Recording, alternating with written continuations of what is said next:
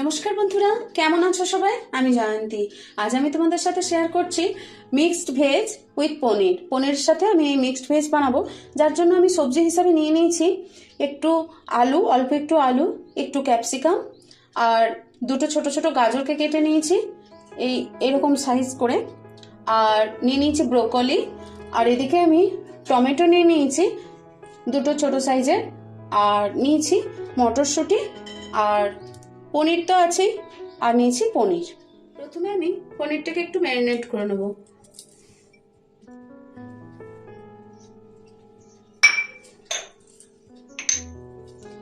অল্প একটু লবণ দিলাম,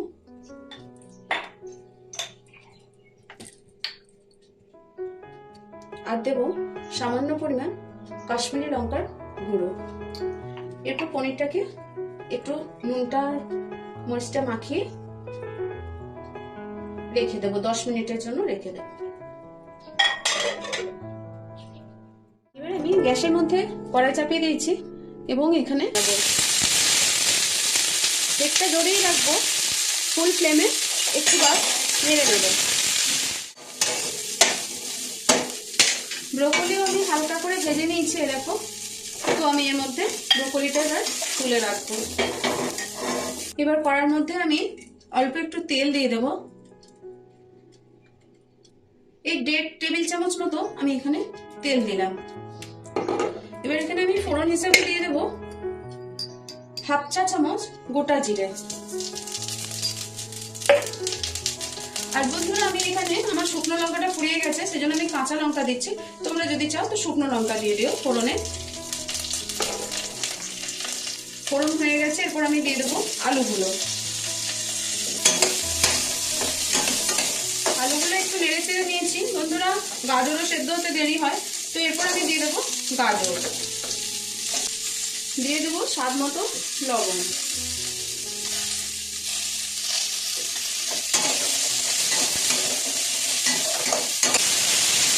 একটু ঢাকা দিয়ে দেবো, ঢাকা দিয়ে ভাজাবো, তাহলে একটু সিদ্ধও হবে।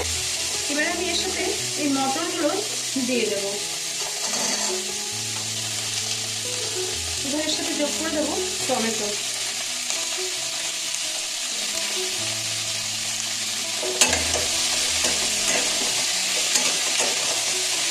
এরপর আমি এর সাথে একে একে সব মশলাগুলো যোগ করে দেবো। 1 চা চামচ আমি আদা বাটা দিলাম,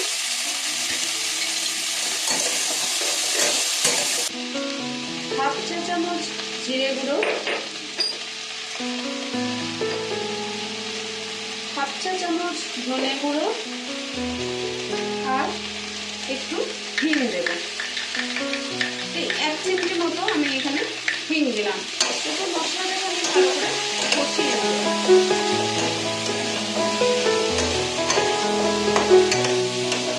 1 চা চামচ কসুরি মেথি নিয়েছি, এটা হাতের সাহায্যে একটুখানি রগড়ে এর সাথে যোগ করে দেবো।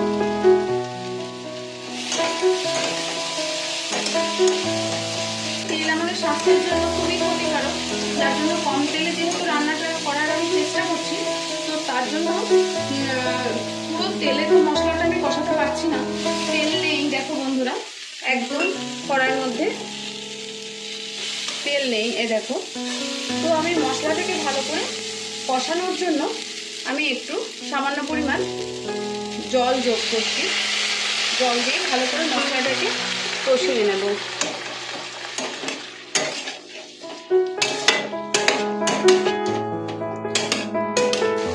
এর সঙ্গে যোগ করছি 1/2 চা চামচ কাশ্মীরি লাল লঙ্কার গুঁড়ো, আর যোগ করবো স্বাদের জন্য এই 1 চা চামচ জ্যাগরি পাউডার। মশলা কষানো প্রায় আমার হয়ে গেছে, খুব সুন্দর গন্ধ আসছে মশলা কষানো। আর মশলা কষাতে কষাতে আলু আর গাজরও দেখো প্রায় সেদ্ধ হয়ে গেছে, এই যে 80% সেদ্ধ হয়ে গেছে। এই অবস্থায় আমি এর সঙ্গে যোগ করব গরম জল। জলটা বন্ধুরা ততটাই দেবে তোমরা যতটা গ্রেভি পছন্দ করবে। তো আমি এখানে আমার মতন করে জল দিচ্ছি। এটা বন্ধুরা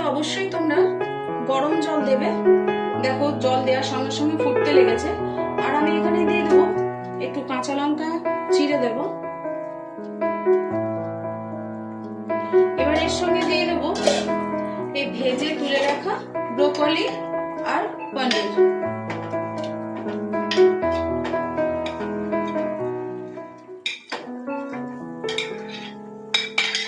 এবার সব শেষে আমি যোগ করব এই ক্যাপসিকাম গুলো।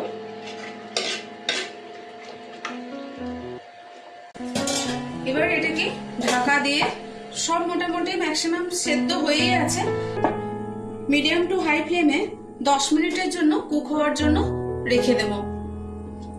দেখা যাক কি অবস্থায় আছে। দেখো আমার রেডি হয়ে গেছে মোটামুটি। বন্ধুরা, যদি হাই ফ্লেমে ভেজিটেবলস গুলোকে আমি বয়েল করি তাহলে এই সবুজ যে কালার গুলো এগুলো বেশ সুন্দর সবুজ ভাবেই থাকে, চেঞ্জ হয়ে যায় না, ফ্যাকাসে হয়ে যায় না। তো আমার একদম রেডি হয়ে গেছে। মিষ্টিটা একটু টেস্ট করে দেখা যাক।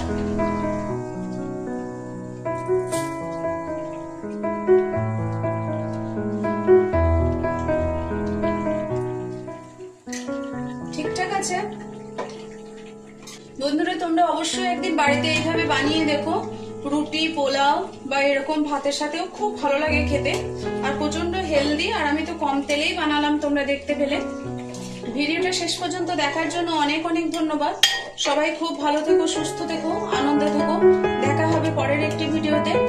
আর ভিডিওটি যদি ভালো লেগে থাকে তাহলে তোমরা অবশ্যই লাইক, শেয়ার, কমেন্ট করে দিও। আর ইউটিউব থেকে দেখলে প্লিজ সাবস্ক্রাইব করে দিও, পাশে থেকো।